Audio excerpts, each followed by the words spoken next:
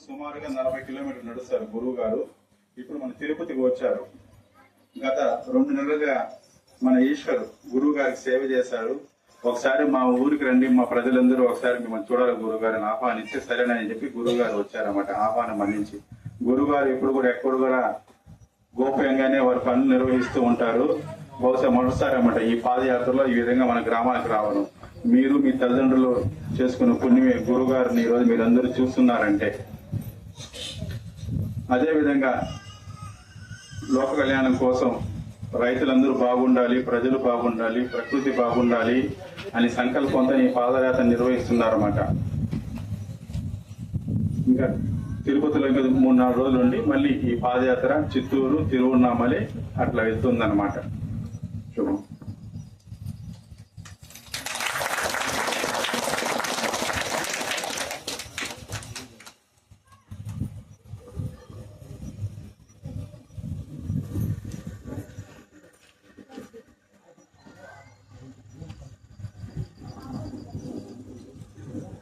గురుదేవుల పాదపద్మాలకు నమస్కారాలు తెలియజేస్తూ ఇక్కడికి విచ్చేసిన భగవత్ బంధువులందరికీ కూడా నమస్మాంజలి. జై శ్రీరామ్, జై శ్రీరామ్, జై శ్రీరామ్, జై హనుమాన్, జై హనుమాన్, జై హనుమాన్.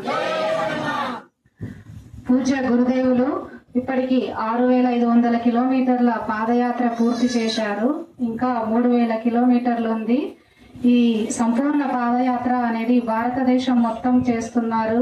ఈ యాత్ర యొక్క ఫలితంగా అన్ని దేవాలయాల శుద్ధి, భూగర్భ జలాల వృద్ధి, అందరూ కూడా ప్రజలందరూ సుభిక్షంగా ఉండాలి, ఎక్కడెక్కడ ప్రజలకి ఏ ప్రాంతంలో ఏమి లోటు ఉంది అని తెలుసుకొని అవన్నీ కూడా శుద్ధి చేసి మన అందరం బాగుండాలి. రాబోయే కాలంలో కూడా ఎలాంటి ప్రమాదాలు వచ్చినా కూడా వాటన్నింటి నుంచి మనల్ని తప్పించడానికి గురువుగారు ఈ సంపూర్ణ పాదయాత్ర చేస్తున్నారు. గురువుగారు ఇప్పటికే చాలా కార్యక్రమాలు చేసి ఉన్నారు. గురువుగారు 7300 యజ్ఞాలు నిర్వహించారు. ఈ 7300 యజ్ఞాలు నిర్వహించినప్పుడు యజ్ఞం పూర్తి అయిన వెంటనే పూర్ణాహుతి అవ్వగానే ప్రతి యజ్ఞం చివర వర్షం కురిసింది. అంటే ఈ గురువుగారు దేనికి వచ్చారంటే మన దక్షిణ భారతదేశానికి భూగర్భ జలాలు పెంచడానికి వచ్చారు. భూగర్భ జలాలు పెరిగితే మనకి రైతులకి ఉపయోగం కదా. వర్షం ఉంటే నీళ్ళు వస్తాయి, నీళ్ళు ఉంటే మనకి పంటలు బాగా పండుతాయి. అందుకని గురువుగారు మన కోసం వచ్చారు. ఈ భూగర్భ జలాలు పెంచారు. అన్ని గురువుగారు ఎక్కడైతే యజ్ఞాలు చేశారో కర్నూలు జిల్లా, వినుకొండ, పల్నాడు, ఆంధ్రప్రదేశ్ లోని చాలా ప్రాంతాల్లో యజ్ఞాలు నిర్వహించారు. ఇక్కడ మీ పచ్చికాకుళం దగ్గర కూడా ఒక యజ్ఞం నిర్వహించారు గురువుగారు. యజ్ఞం చేసిన ప్రతిసారి వర్షం కురిసింది. అంటే గురువు గారి యొక్క ఆధీనంలో పంచభూతాలు ఉంటాయి.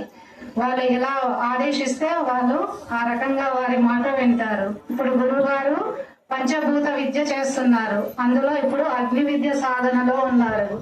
ఆ అగ్ని విద్య సాధన పూర్తవ్వగానే గురువుగారు మరలా హిమాలయాలకి వెళ్ళిపోతారు. వాళ్ళు ఎప్పుడు కూడా హిమాలయాల్లో ఉండి మన కోసమే నిరంతరం మనం అందరం బాగుండాలని తపస్సు చేస్తూ ఉంటారు.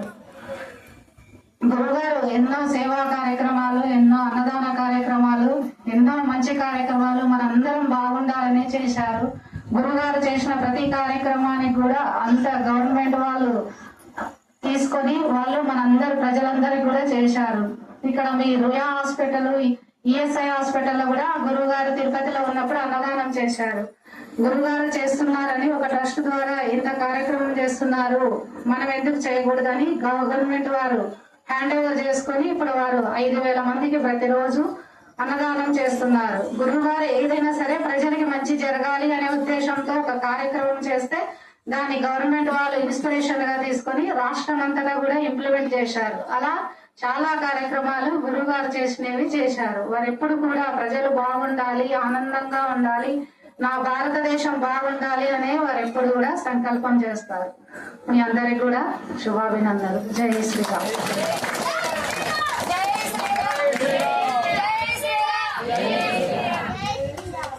మామూలుగా మనకి ఒక సత్పురుషులు గాని మన ప్రాంతానికి వస్తే ఆ ప్రాంతం అంతా శుద్ధవాడు అనమాట. అందుకనే గురువుగారు ఎక్కడికి ఏ ప్రదేశానికి వెళ్ళా ముందు వర్షంతో శుద్ధ అవుతుంది అనమాట. అందుకే మన బ్రాహ్మణపల్లికి వచ్చేదారిలో ఇక్కడికి వర్షం పడింది అనమాట.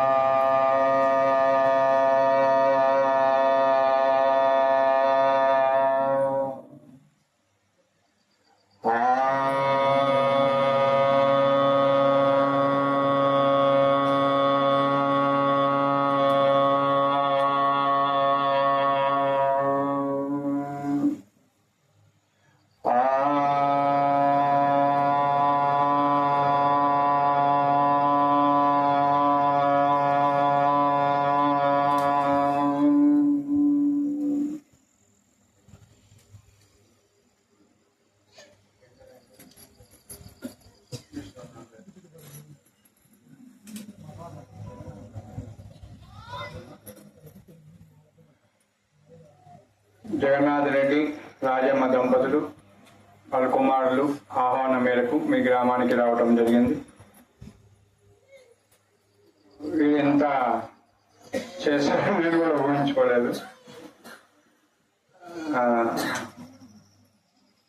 ఇక్కడికి ఇచ్చేసిన భగవద్భక్తులందరికీ కూడా మా మంగళ శేషనాలందరికీ కూడా తెలియజేస్తా ఉన్నాం.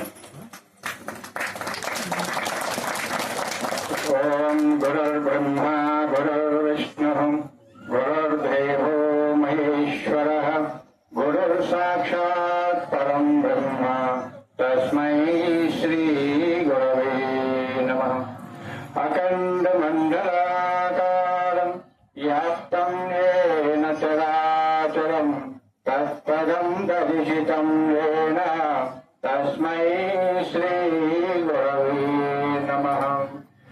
ఓం గురవే సర్వలోకానాం విషజే భవరోగిణాం నిధయే సర్వవిద్యానాం దక్షిణామూర్తయే నమః.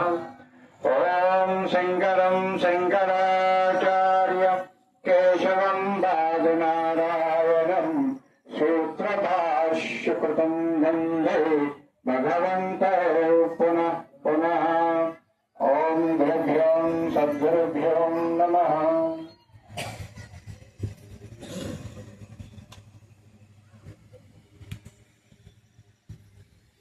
నమః పార్వతీపతయే హర హర మహాదేవ్. జై శ్రీకృష్ణ కన్నలాల్ కీ జై సియారామ కీ జై పంచముఖ హనుమాన్ జై కీ. సమస్త మాతృమూర్తి వాళ్ళకి సందర్శనం. మన సనాతన ధర్మంలో అందరూ మర్చిపోతా ఉన్నారు. సనాతన ధర్మాన్ని, సనాతన యొక్క విలువల్ని, గౌరవాలని ఎవరు పట్టించుకోవట్లా. అంత బిజీ అయిపోతా ఉన్నారు. మన సనాతన ధర్మంలో రోజుకి గుడికి వెళ్ళవలేను. ఉదయం 4 గంటలకి లేచి 5 గంటల 45 నిమిషాల వరకు మీ కార్యక్రమాలు ఏమైతే ఉంటాయో, పూజ చేస్తారో, భజన చేస్తారో, పుష్ప ప్రణన చేస్తారో, తల్లిదండ్రుల పాస్ పూజ చేస్తారో, ఏం చేసినా గానీ ఆ టైంలో మీరు ముగించేసుకోవాలి. ఎందుకంటే ఆ టైంలో చేయటం వల్ల మనకి విశ్వశక్తి అనేది భూమండలం నుంచి రిలీజ్ అవుతుంది. అంటే కాస్మిక్ ఎనర్జీ లెవెల్స్ బాగా వస్తాయి.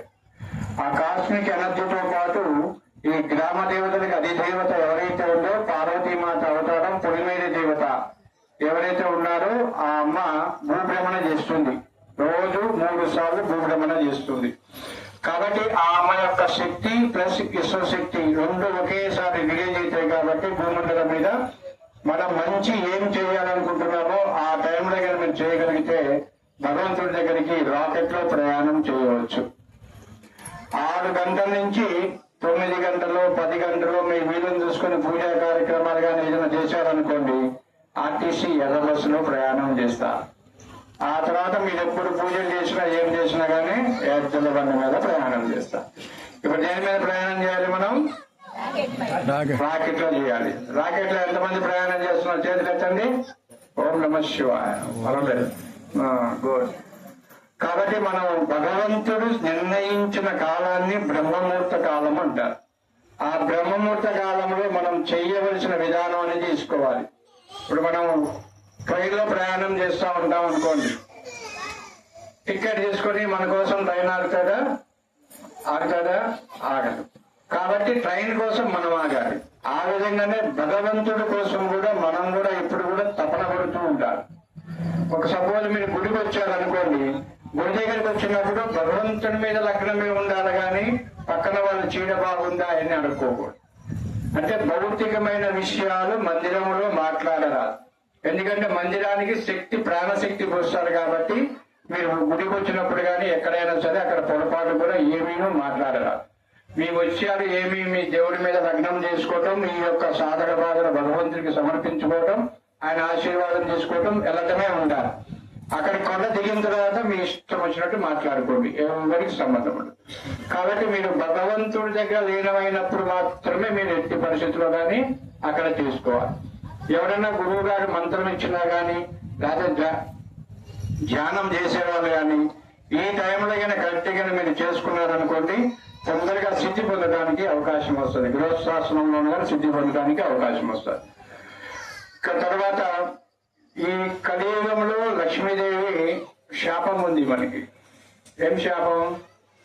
ఏ గృహస్థాశ్రమంలో అయితే ఎవరైతే గృహస్థ ఇంట్లో మీరు గొడవాడుకోవటం కానీ, భార్యాభర్తలు గొడవాడుకోవటం కానీ, పిల్లలు గొడవాడుకోవటం కానీ అశాంతి వస్తుంది. ఈ అశాంతి వచ్చినప్పుడు లక్ష్మీదేవి నివాసం ఉండదు.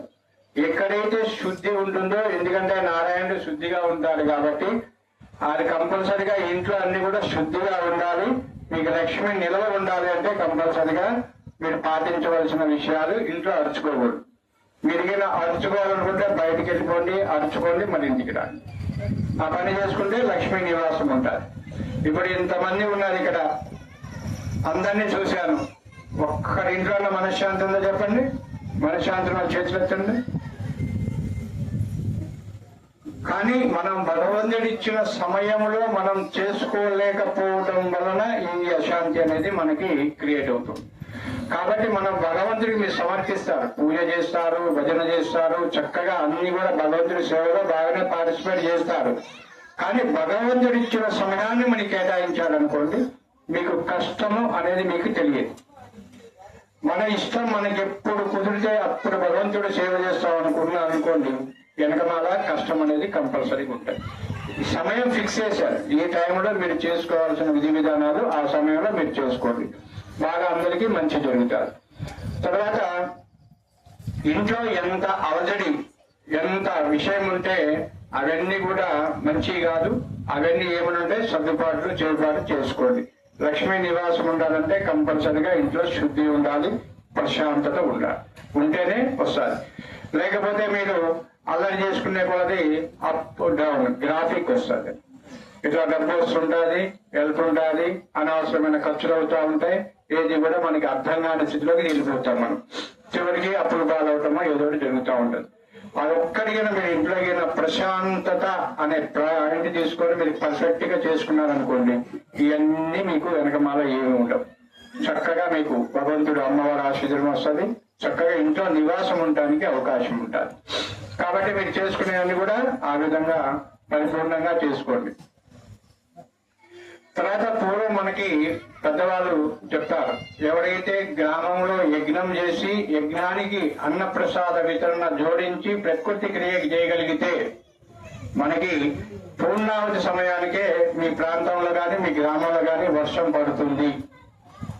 మనకి అందుకే వరుణ దేవుడు మనకి అభయం ఇచ్చారు. ఎవరైతే ఈ ప్రకృతి క్రియ యజ్ఞక్రియలో చేయగలుగుతారో ఆ యజ్ఞక్రియ అయిపోయిన అనంతరం నేను ఆశీర్వాదం చేస్తానని మనకి భగవంతుడు ఆశీర్వాదం చేశాడు. వరుణదేవుడు ఆశీర్వాదం చేశాడు కాబట్టి మనం ఏం చేయాలి? ఆ యజ్ఞం సంవత్సరానికి ఒకసారి మీరు గ్రామాల్లో ఏదో ఒకటి చేసుకుంటారు కదా, జాతరలు కానీ కార్యక్రమాలు చేసుకుంటారు. ఆ కార్యక్రమంలోనే 30 నిమిషాలు ఉంటుంది. ఆ 30 నిమిషాలు ప్రకృతి క్రియ దాన్ని తయారు చేసామంటే మీరు పొలాలు వేసుకోవాలి, అది యజ్ఞం చేసుకోండి, చక్కగా ఆశీర్వాదం భగవంతుడు ఇస్తాడు, వర్షం పడుతుంది, తర్వాత మీ పనులు మీరు చేసుకోవచ్చు. శ్రీకృష్ణదేవరాయ పరిపాలన జరిగిందంతా కూడా ఈ రకంగా జరిగినది. కాబట్టి వాళ్ళు ప్రజలు రాజును గౌరవించారు, రాజు ప్రజలను గౌరవించారు, అందరు గౌరవించి సుఖశాంతులతో ఉన్నారు. కాబట్టి రాసులు పోసి ఎక్కడ చేస్తున్నారు? రాసులు పోసి అన్నారు శ్రీకృష్ణదేవరాయ. తెలుసుగా మీ ప్రాంతం వాళ్ళే. ఇప్పుడు ఎందుకు డబ్బు కోసం మీరు పరిగెత్తుతా ఉన్నారు? ఇప్పుడు డబ్బు కోసం ఎందుకు పరిగెత్తుతా ఉన్నారు? అప్పుడంతా మానవులు ఉన్నారు, ఇప్పుడంతా మనుషులు ఉన్నారు. Money plus ship, money plus ship దాంట్లో జీవిస్తున్నారు. కాబట్టి మనుషులుగా మారారు. మనుషుల నుంచి మానవులుగా మారండి. ఏ కష్టం ఏ గ్రామానికి